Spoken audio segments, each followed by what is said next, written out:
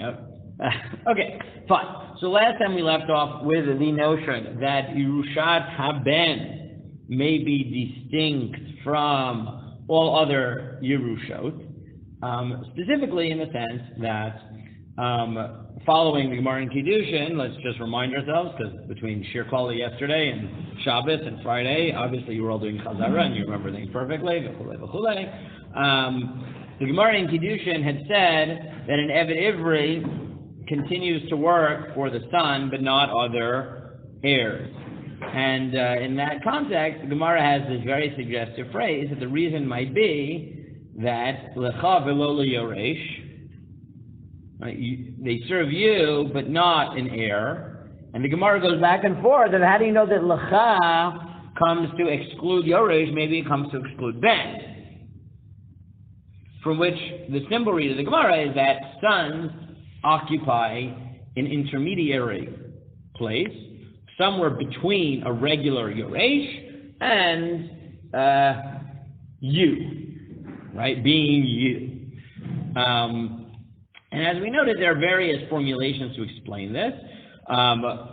First, there's noting, as Gavi had noted last week, the difference in language, right? That in the context of most Yerusha, we have various forms of various verbs that describe it, that all talk about property transfer. Ha'avara, lo tisov nachala, nitina, right? Yakir in the case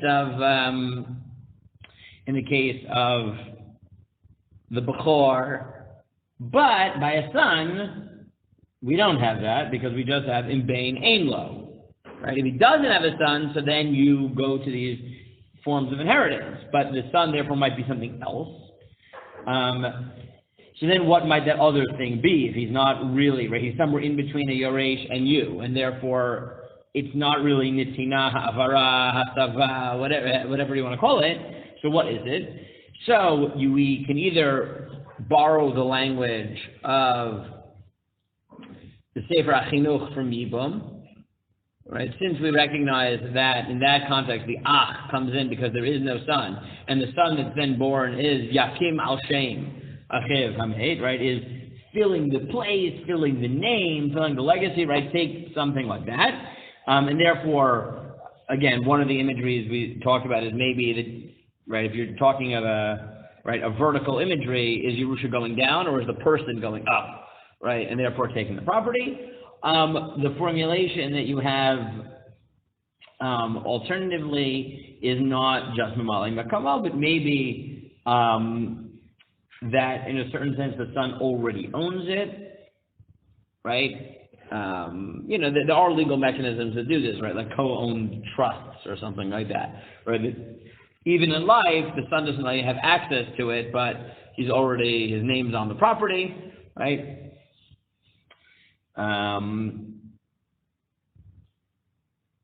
And what we had left with was looking for halachic implications of these two, right? Obviously, the one we started with, the Gemara in Kiddushin, is the case of Eved Ivri. But, and again, some of this language stuff we already saw in the Torah Tamima, right? The difference between Nitina and not Nitina. But what I want to do now is sort of test the waters here with a few other nafke mina. Okay? So, first thing I said before I put in the Karos is I said, look at two psukim. Who looked at the psukim? Or you were lazy because they didn't put it on the Karos sheet. What? Okay, well, what did I give you? You gave us the one talking about how the son acts as an heir to his father. No, I've been saying that like your son will. Rami, you want to get a chumash quickly? Thank you. Like. Oh, he's the one that read it, and therefore only he has to know what God said. Well done, Rami.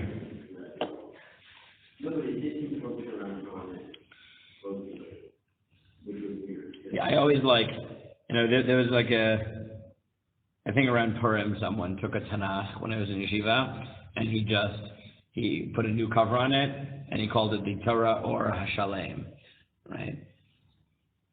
Yeah, so Gavi gets it. No one else got it. You know the Torah or on the side that quotes the Psukim in the Gemara, right? So, right. But no, shockingly, Tanakh is not just a collection of verses that can be invoked for drasha. It is a standalone work with some important authors there. That was not like a documentary apologist. That if I said that a Chumash, it'd be controversial. But Tanakh in general, we know there are multiple authors that do not be controversial. Yes, Rami, Chumash, very nice. Good. Okay, so read Shemot Chafet Lamed. Okay.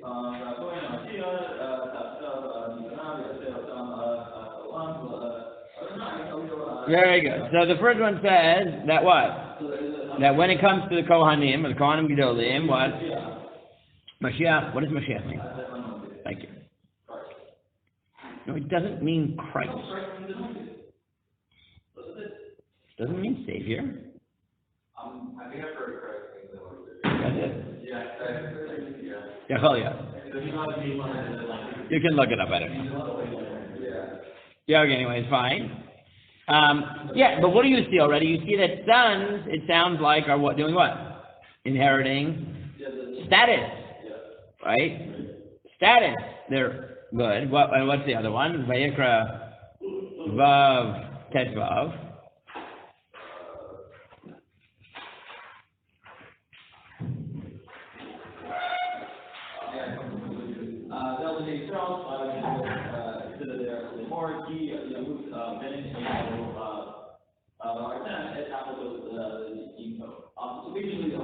But this is the Yerusha pasuk. Wait, what? Wait, what did you just read? Wait, which one did you did? Which one did you just read?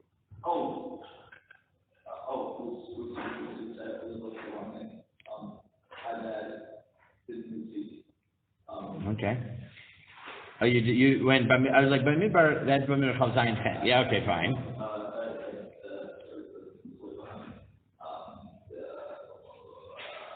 Yeah. Vayikra Vav Tet Vav.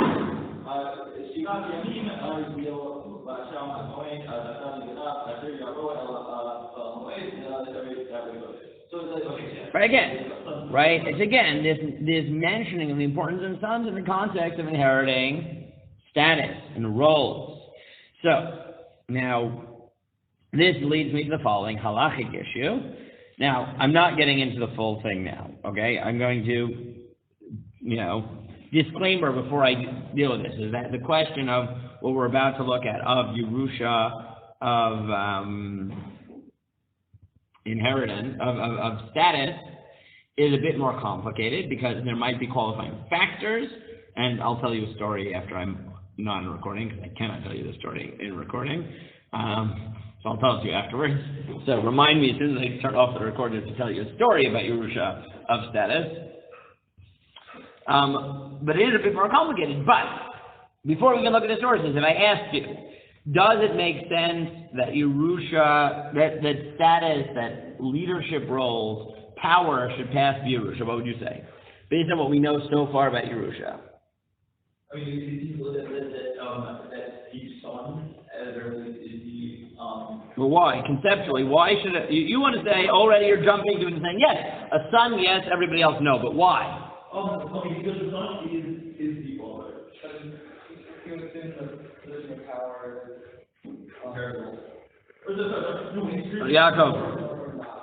Meaning, if you assume it's not inheritable, right? Meaning, okay, right? Rami said one side of the coin, which is the son is the father, but Yaakov said, no, that's not what it is. It's that status is not really inheritable, and therefore a Yoreh shouldn't get it. So if you would find halacha that would explain, that would suggest that a son does, then what would that lead you to conclude? It's not an inheritance, it's just a natural flow. Right, exactly, right? It's not really an inheritance, it's a natural flow, right? Meaning, yeah. You are the main, you continue your father's name. Right, and that name is broader than... Part of the name is the power that the name holds.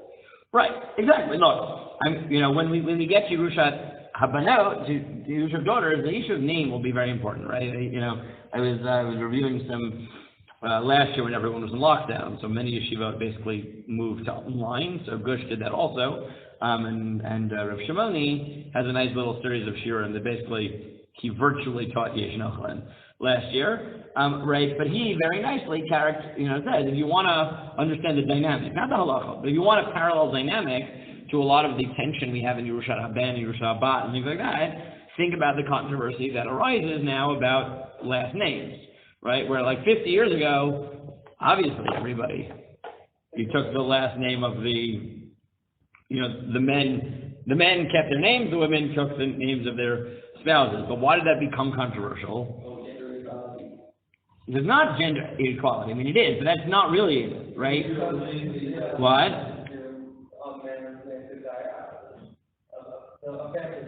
Right, meaning it wasn't gender equality per se. It was that families began to say, well, our daughters also carry on our legacy, and there's only daughters. Why should no one have the name afterwards? And yes, people said, well, a name is an identity. So what? I'm married, and now I'm my husband. Now I need his name, and right? There's no good solution, right? Meaning, right? Because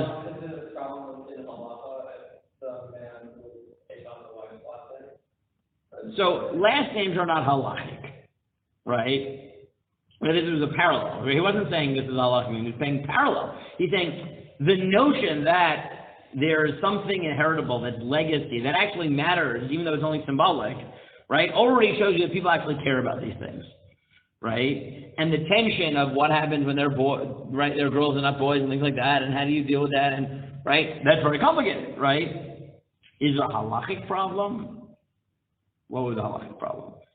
I know poskim who oppose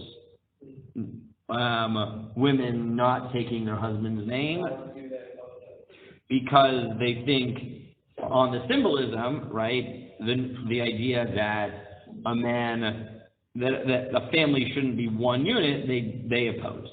Right? I'm not saying I agree with this.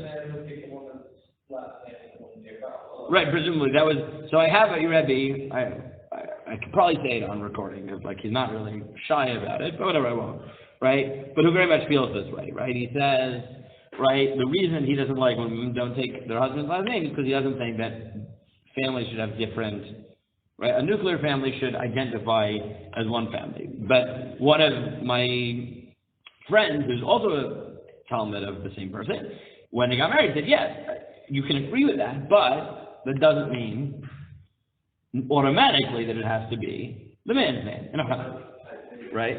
So hyphenated is a solution for one generation. That's it. For practical reasons. Okay. It's ridiculous. It's ridiculous. Yeah, I don't think people do that. No, they do. I know people who do that, and that's the problem, and it's really annoying. Yes. Yes.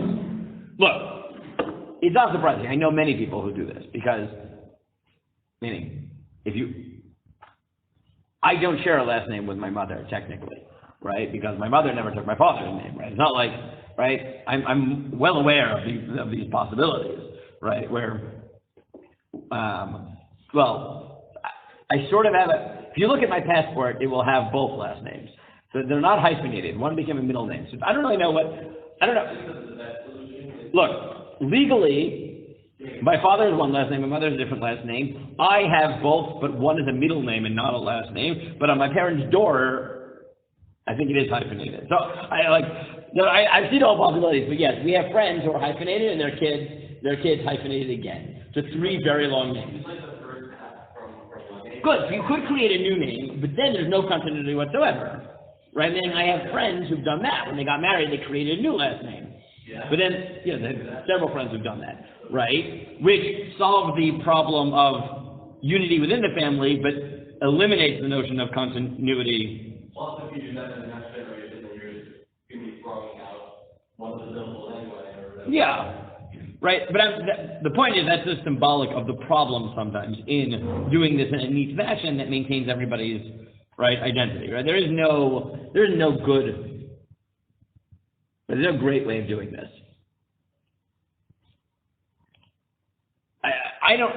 Some people have very strong opinions about this. I don't.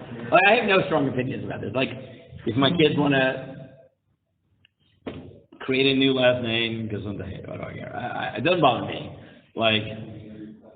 you know, and you know, it is pretty rare. I know of very few cases where men took the woman's last name. I know of a few. We had friends growing up that's what they did because his name was about as generic as you could possibly get. Like he was Matt Cohen, right? And she was like a Guilloret from Mexico, and he was like, aha, I can spice up my name. So he took her last name.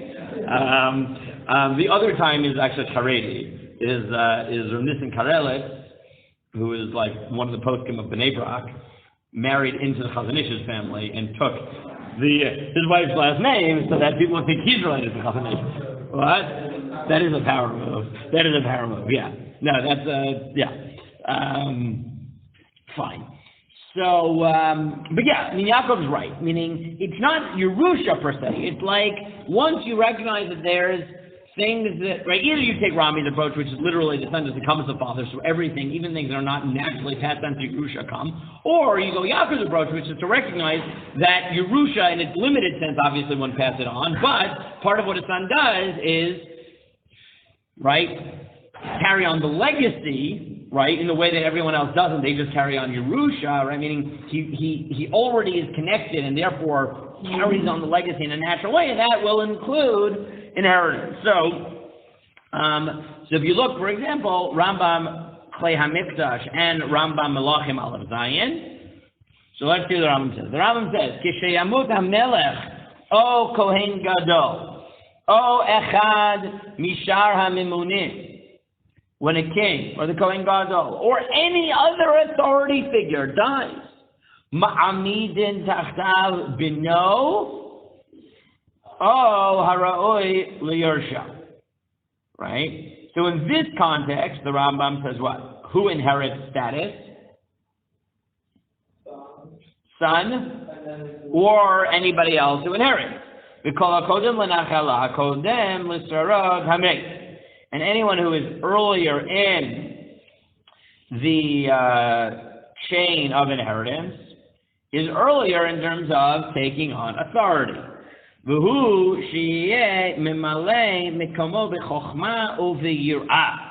As long as he also takes his place, meaning is worthy in wisdom and in character, even if he's not as smart, but he is,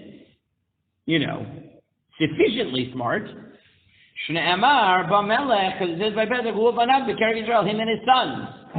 Milamed shehamalchut Yerusha, v'hu adin l'chol srara sheb'kerev Yisrael shezochel la atzmo l'zera.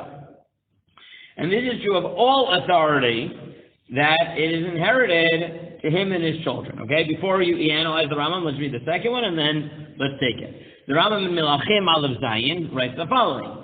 When you appoint a king, you anoint him with oil.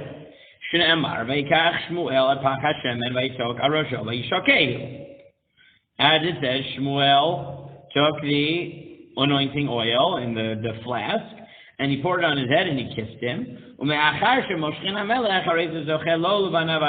as soon as you anoint a king, he has inherited the dynasty for him and his children. Malchut Yerusha, because Malchut is, monarchy is inheritable.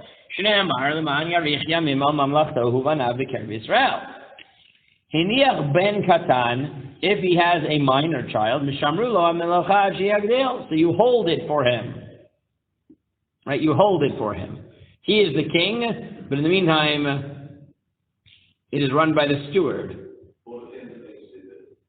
Okay, well. And his example is, K'moshe asa Yehoyada liYoash. Yes, exactly. Right? Yoash, he was an infant.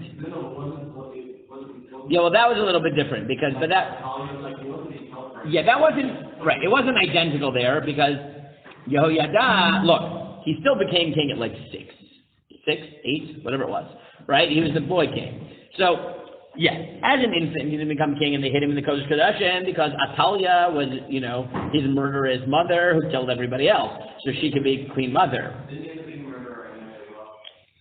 1 So Yehoyada killed, hid him until it was time to reveal to the world that he was king, and then, they coronate him, and Atalia says, rebellion, kasher, right, kasher, right, there is a rebellion against me, and then they kill her. Yeah, wonderful. But, well, because you wanted to be queen.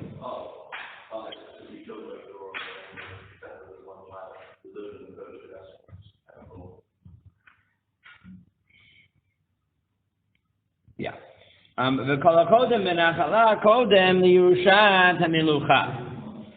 And anyone who is earlier in the chain of Yerusha is earlier in right Malchut. V'aben hagadol kodem l'katan mimenu, the oldest son first. V'lo Malchut bilvad el kol sarot v'chol haminuyin sheb'Yisrael Yerusha l'vno l'ven v'no ad olam. V'hu sheyeh ben memalei makom avotav v'chokhma v'yirah. Hay memalei b'yirah avo b'sheinu memalei v'chokhma maminu no makom aviv u'malam zenoto. If he's character-wise like his father, but not yet wise enough, so you teach him. V'kol mi she'ein bo yirat shamayim. And if he doesn't fear God,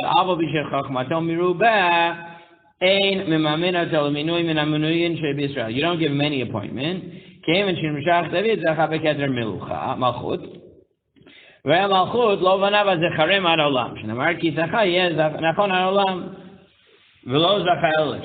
go to the kosher children. Aval bishul zachalak shirim lo tigarin melucham mizer David lo. Lam Hakadosh Baruch Hu imticho bekach shenemar yazu banav torati v'shvati lo yelchonu v'akati v'shevet pisham v'nagim elanam v'chadai lo afir me'amal. Okay, so what's the Rambam's position? The Rambam seems to treat Yerusha of inheritance like any other inheritance. Therefore, sons go first, but they're not. Right? But they aren't exclusive. Right? They aren't exclusive. Right?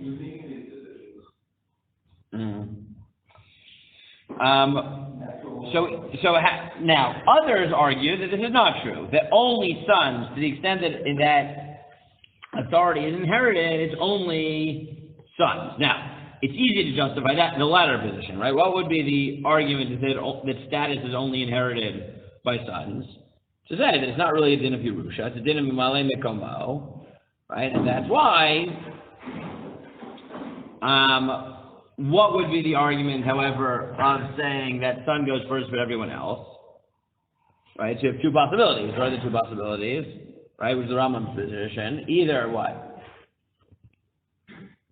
Authority is passed down through Yerusha, or in a secondary capacity, all other Yarshim are capable of Mimalei Mekomo.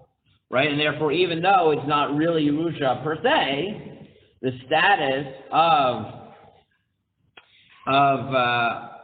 now, it's not identical. Why? Or why is it not really identical to other Yerusha? Right, because it doesn't, right, what's interesting about this conceptually is that on the one hand we say that it's related to Yerusha, but on the other hand, right, it's not automatic, meaning it's a preference, right? But you also need to be worthy, which is not true of Yerusha, right? We'll see that in the Gemara, but the majority view in the Gemara is that it's not true of Yerusha of property. So why would that be distinct? All right, let's try to formulate the Rambam's position there. Right? Meaning...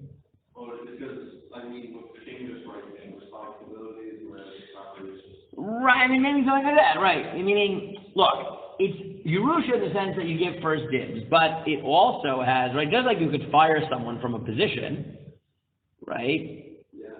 So obviously, you can't say that the sons get it automatically whether or not they're worthy. Like if the father was not worthy, you'd fire him, right? Like, right, if a Kohen Gadol, even, right, think about it, a Kohen Gadol's tummy, you pick somebody else. I mean, God can, right? Like, it's not unheard of. He did it to Shaul, he did it, right? But yeah, I mean, you have to come up with some sort of hybrid, which is to say, look, in a certain sense, or the hybrid, I think, would be sharper more the way Yaakov said it, which is, this is not Yerusha classic. What is it? It's recognizing that parallel to Yerusha, there's this idea that you carry on legacy. But when leadership, in order to say that you carry on the legacy, it's not just enough to be the son. What do you have to be? I mean, you have to be his spiritual heir, as it were. And also,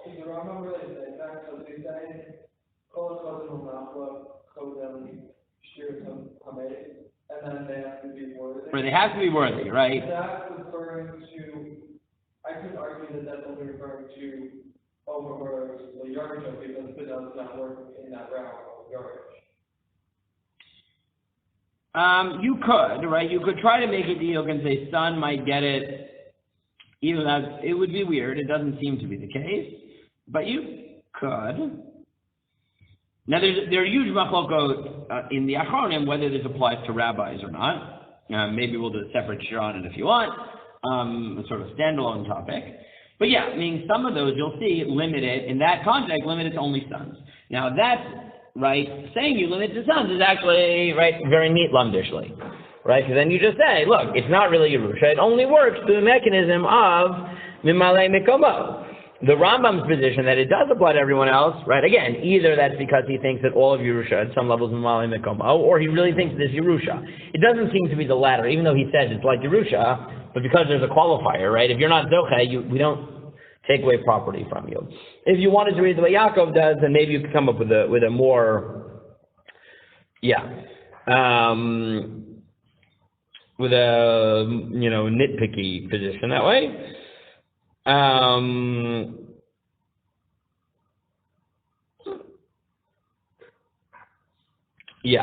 I didn't give this to you, but I'll say it outside for you. Another place where you see it is the following.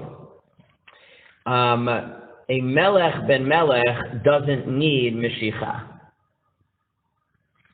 right? But anybody else does.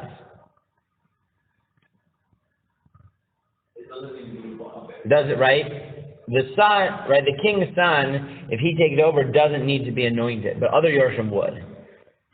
Right? So that already seems to indicate a distinction, right? That the son is the real mimalei-mikomo, and therefore he doesn't need to be anointed, but that doesn't seem to be true of other Yerushim. Now, there's a little bit of an interesting case. What happens if there's a machloket about his malchus? So then we paskin that you do. But it's right. But it's a stira in Rashi is why that is. Is that because machloket fundamentally removes his status, and therefore he needs a new anointing, or is it just sort of to calm people politically? No, it's a stira in Rashi's. Rashi says one thing in Kritot and one thing in Huriyot.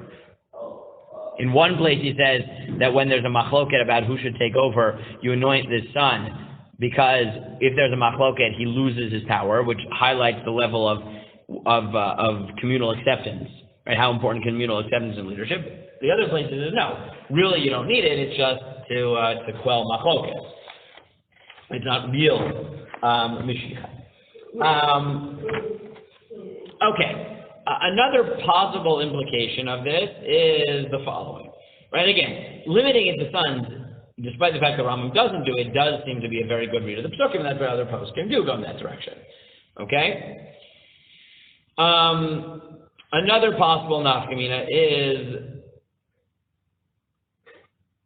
the following, and here the Rambam seems to go against what he, right, meaning conceptually seems to go against what he said in leadership, but we'll have to work it out. That's the following. What can you learn about the laws of Yerusha for non-Jews from our laws of Yerusha? So, if you look at the Meiri says, Hagai, Afal pi shuhu me'ovdeha le'lemu me'amunot ha'kdumot, shlo gedurot b'darkei hadatot. A non-Jew, an idolater, even if he's one of those old barbaric nations that were not Gidurim b'gidrei hadatot. So, Can anyone tell me what the Meiri means by that? This is not related to our shir, but you probably should know this at some point in your life. It's not just Christians, but yes. The Meiri in about 140 places or something like this has this very bizarre, very radical position, which is that basically not all of it's bizarre, but some of the implications are bizarre, that all of the terrible things we say about non-Jews, halachically, hashkafically, whatever, only apply to barbarians, to people who have not been civilized by religion. Gidurim or gidurot, begidrei hadatot.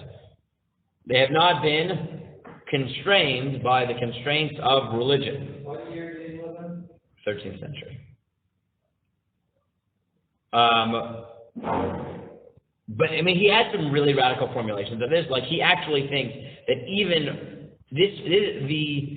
not only do we treat these people differently, but even, let's say, a Jew apostatizes and converts out of Judaism, he thinks that if the Jew converts to Christianity, let's say, or one of the religions, he doesn't get all of the bad things that we say about apostates. Right? Meaning it's not as bad, even for a Jew, to convert to these as it would be to convert to barbarism. So right after the Mongols. Right after the Mongols in Provence? 13th century? In Provence? I don't know. Ma kesher the Mongols to Provence? You've probably heard of them, but scared. I don't know. Ma kesher. Everyone knew about the Mongols. In Provence, please. Okay. Oh, you're talking about the barbarians? Yeah. Well, who he thinks of? Oh, I don't know, maybe. That might have been one of the same. Oh, maybe, I don't know. But he says, so all these people, Harehu b'chal Yerusha shel Torah, v'yoresh et aviv u'shamar ishav, v'ein omrim she'eh kol machben zochben, ela kol machben tzarich lachzir. Said, non-Jews inherit, and therefore, a Jew can't jump in and take the property. Because by right, the Torah recognizes the power of Yerusha. Doesn't matter who you are. Even if it's not legal property. The kol shel makev, and if you try to stop people from inheriting their rightful property, harehu gezel biado, it's theft. V'hareg zeh lo asur, and you're not allowed to steal even from non-Jews. K'mo she'mitbarer b'vakama, as the Gemara says in Bavakama, v'af anu im ba lefanenu ledin, and if a non-Jew would come and say, please adjudicate our case for us, right? Come to Beis Din. This happens sometimes in certain Batei Din that have very good reputations. Even non-Jews come to use them as arbitrators instead of going to court, because then they save legal fees. What? What about inheritance tax? What? What? Is that theft? I don't know. Sure. In Balafanenu Ladin, Motian Miara Machdig, we would take it away from anyone who took it from him and give it back. Be'evet Ephraim, Galagoy, Shalavada Ben, Mizazim, Vechidam Kanevalom, Yosha Kanev, Alma, Shishla Yorish, Vachain Katuv, Kilvanilo, Natati Yerusha, Vachain Yisrael, Shishtameh. And he said he'll prove it from the fact that the Gemara even deals with the case of Evet Ivri going to a non-Jew son. That shows you that fundamentally the laws of Yerusha apply even to non-Jews. Now, the Meiri at least sounds like he's saying that all Judei Yerusha, sons, daughters, brothers, uncles, fathers, right, all those apply to Jews and non-Jews equally. However, the Rambam writes, Ha'akum yoresh et aviv dvar Torah. The Rambam disagrees. And the Rambam says,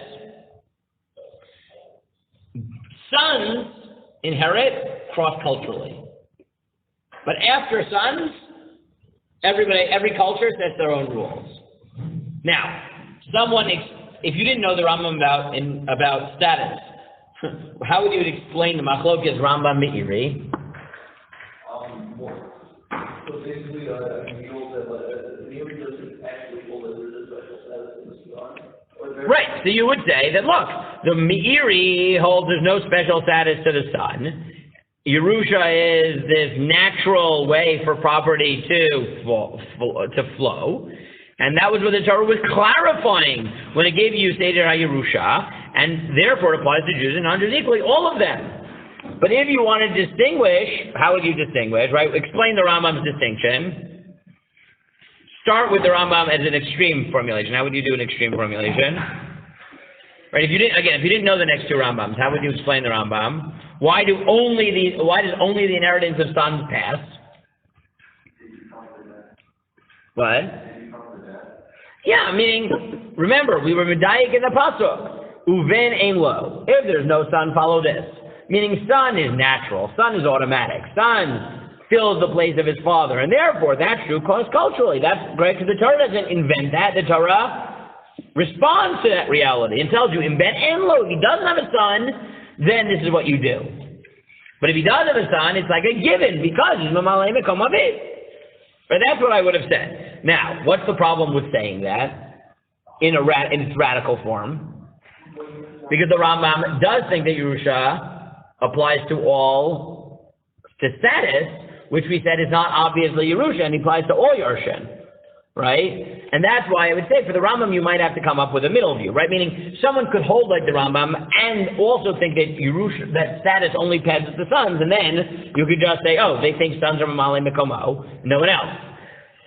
But if you don't want to say that, because the Rambam doesn't say that, so then what you might have to say is, look, it's not that son is mamalei mekomo, no one else is. It's that son is the only one who is mamalei mekomo by default, right? Everybody else, right, what you could say is that the Torah is mechadesh, that all other heirs have the potential, right? There's mamalei mekomo misvara and mamalei mekomo migzeret hakatuv, right? And therefore a son, it's logical that he's mamalei mekomo, and therefore it's true whether or not you're bound by the Torah. Right? But everybody else, once the Torah tells you everyone else inherits, they are, in fact, extending, at least at some level, the notion of mamalei mekomo beyond son, right?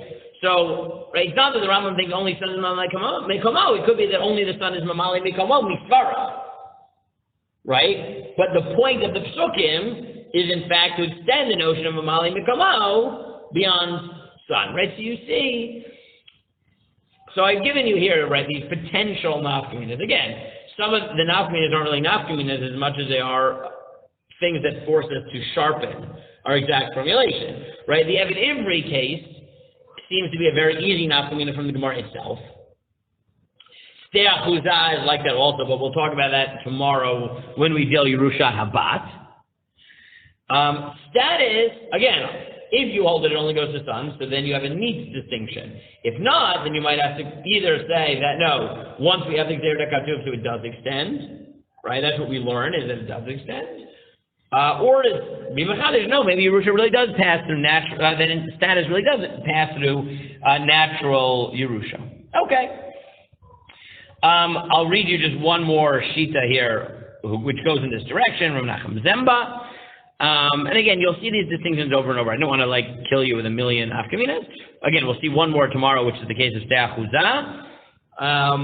But like I said, there is good reason to believe that a son is unique, but there's also reason to say that maybe not, right? Maybe son is like the obvious one that's mamalei mekomo, but maybe it is once the Torah. It is the case that once the Torah extended Yerusha, maybe that came with it, right? So you shouldn't be surprised when you find distinctions in son and others, but sometimes you don't, right? And again, what would the Rambam do with Eved Ivri? Because Eved Ivri really does seem to point to son being unique, right? So again, it could be that son is like the super mamalei mekomo, and everyone's, secondary, but still mamalei mekomo, right? He's still an acher, but that doesn't change the fact that Yerusha has an element of mamalei mekomo. Could be. Fine. So if you look at the end, the Daf al-Daf just quotes Rav Nachum Zemba. Rav Nachum Zemba is a fascinating shita, a fascinating thinker in general. He's a Hasidic thinker who wrote tremendous Lumdish works. So Rav Nachum Zemba writes in Zera Avraham, Chakar b'achdinu Eved Ivri et haben v'lo shar yorshim ihainu sheben zocha bo mitorah Yerusha. Right? He raises the question exactly as you're saying. What do we learn from the case of Eved Ivri? Is it that I know ben zocha mitorah Yerusha lo datorah shar yorshim mimenu? Right? So there's two ways of looking at it. One is that only the son inherits Evet Ivri and no one else does, right? Because it's not really through Yerusha, right? Or it is through Yerusha, and it's Gzerat HaKatuv that excludes other family members. Is that clear? Right? Meaning, here's the reason the son, what do you learn from the case of Evet Ivri? Is it, as we suggested, that the son isn't really Yerusha, it's Mamali Mekomo? Or no, a son is a mere Yoresh, and it's Gzerat HaKatuv that the son is the only one who gets an Evet Ivri. Right? So he says, do you say, Yehainu Shaben Zocham Mitor Yerusha, Lo Da Torah-study Shar Yoshim Menu? Oh, Da Torah-study Ben Ivri Din Yerusha Mikol Bakol. Is it that it's really Yerusha, but it's only Yerusha to a son, or it's not really functioning to the mechanisms of Yerusha at all? Ben Dinu Shikam Tachan Aviv Ben Evet Ivri. It's just that it's not Yerusha, it's something else called Kam Tachan Aviv. Just like we find in other cases that sons can do things that aren't under the normal rubric of Yerusha. Behavi Mashakatev Mishnah B'Shem Ralbag T'Midin Zeh Shar Yorshim and Yorshim et Ivri Muchach She'ein Adon Shalit Ba'Eved L'Machol Yiten Oto L'Acher Ad Kan. He quotes the Mishnah quotes the Ralbag, who derives from this that a master doesn't have full power over his Eved, and he isn't allowed to sell him to anybody else. Now, how do you get that from this halacha? Right? How do you derive from the fact that only a son inherits an Evet Ivri that you're not allowed to sell your Evet Ivri? You could just sell it to whoever you're before you die. Meaning, so you could just say technically, because you could have just sold it to Yoresh, but he's going to take it more fundamentally, which is something exclusive to you. Yes, Evet Ivri can never be transferred from you, which is that your son is not a transfer. Exactly. Im nefaresh demasha ben yoresh et Evet Ivri hainu midin Yerusha. If you think that a son gets the Yerusha, brak shar yoshim ifkiat Torah shelo yarshu oto, and the Torah just had a Gzerat HaKatuv that no one else inherits, kasher. So that doesn't make sense. Adarabah, midaben yoresh oto neimed ochanam yachal adon l'machro. Because then you see that a Evet Ivri can be passed from one person to another, so therefore you should be able to sell them. The fact that the Ralbag says you can't proves that the Ralbag thinks that this is not happening through Yerusha, it's happening through something which is a different mechanism that doesn't entail the transfer of property. Muchach mizeh the Ralbag because the Mishnah naftu kesara shenish the Torah hifkia din Yerusha legamre. It's not inheritance at all. The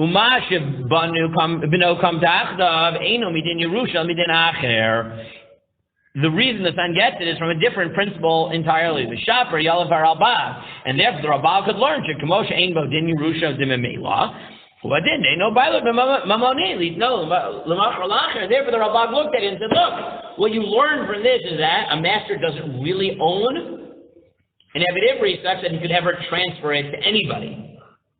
He has the right to that person's service till the end of the period of Evet Ivri. But he has no real ownership on him at all. Then how does his son get it?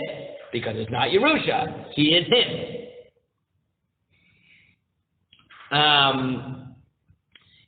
Another nafkamina that Rav Nachman Zemba therefore says is that if there are multiple sons, do they all inherit rights to the slave? Yes. But does the Bechor get a double portion? No. Right? Why? It's very clever. Because he says all the sons, the Chelek HaPashut is equal to all sons. They are Mamali Mekomo. But the second portion that the Bechor gets, what does the pasuk call it? Right? Bechor, right there you get language of Natanan, right? So, but Yerusha Bechor, as the Gemara will later tell you, is Matana Kariyach Mana. That is an active presence. And therefore, the Chelek HaPashut, the part he gets as a son, is not Yerusha, it's Mamali Mikomo. And therefore, all the sons will share equally in the Bechor, in the Evet Ivri, but he doesn't get a double portion, because the double portion isn't from Mamali Mikomo. That's clever. Right?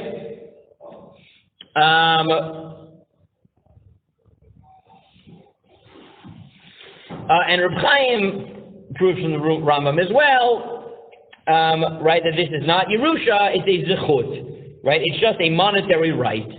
So to summarize what we've seen, we asked the question, is Yerusha Bechor different? Every seems to indicate it is, but what exactly is it telling you? So one possibility is telling you that sons don't inherit through inheritance. They inherit through Mamali Mekamo, everyone else through inheritance. And therefore, anything that doesn't follow through inheritance can only go to sons. Yes? The other possibility is that we learn from it is that, no, everyone is from inheritance, but there's a Xer Zakasuv that it doesn't go to other Yorshim. Rabbi Nachum Zemba takes a strong position, which is we learn from here that sons are Mamali Mekamo, not Yorshim. What's his proof? The Ralbag, who says we learn from the fact that it's only sons that you can never sell an Eved Ivri. Nafkamina for him is that all sons inherit equally in an Eved Ivri, but not the Bechor. Or the Bechor doesn't get double because the double portion is Yerusha, the single portion is not. Chaim also said it's a schut that he inherits, it's not Yerusha. Possible nafkamina to this is steachuza, which we'll see tomorrow. Another possible nafkamina is the question of non-Jewish Yerusha. So the Rambam says that only sons inherit by non-Jews automatically. Everyone else, it depends what they want. So you could justify a position like that, though it's not clear the Rambam would, by saying that sons are Mimale Mekom Aviv, and everyone else is a Yoresh, and therefore Mimale Makom happens automatically, but not everything else. However, there's another way of explaining that, which is, no, a son is a Yoresh, but he's just the default Yoresh, right? And therefore it's true for Jews and non-Jews. The Miri doesn't buy that at all and says that all Yorshim, right, do come from the Torah, even amongst non-Jews. The next question we saw is authority. So while there are some who limit authority to sons, and there the lumdus is obvious, the Rambam doesn't. So why not? So it could be that the Rambam thinks that really it is passed through Yerusha. It's not about Mamali Makomo, possibility one. Or possibility two is no, he really thinks it's about Mamali Makom, but even though the son is the default Mamali Makom, once the Torah expanded Dinei Yerusha, it extended it, the possibility of Mamali Makomo, to all other Yerushim as well. Okay? We'll stop there with this. Tomorrow we'll see that if there is a unique status to Ben, does it carry over to daughters as well? Yeah. Once they're extending Mamali Makomo to other Yerushim, though, then you have to go back to the question of the Eved Ivri. No, because the Gemara in Eved Ivri says you definitely don't, right? It might be that you would have to then say, no, it's Xer Katuv, right? Right? If you take the second formulation, then inevitably you have to say it's Xer Katuv. Correct. Right? Right? Right, and that's why these are all connected, because depending on how you understand one, you'll have to understand the other. Now, in the end of the day, everyone seems to agree that there is some sort of unique status to Yerusha Ben. The only question is that, is it just like super Yerusha? Is it Mamali Makom over Yerusha, or default Mamali Makom versus non-default? Right? Those are all formulations we've seen. Whatever you're going to see, the question we'll deal with tomorrow is what about daughters? Once we say the daughters do inherit when there are no sons, do they inherit like a regular Yoresh or like a son? Okay, that's what we're going to do tomorrow. Once we get through that, we're going to deal with that. Will take us a day or two. Then I want to take a day or two to deal with the halacha-theory question, which is, what do we do nowadays? But this is going to be divided into two things, which is it wrong for us to want to seek equality?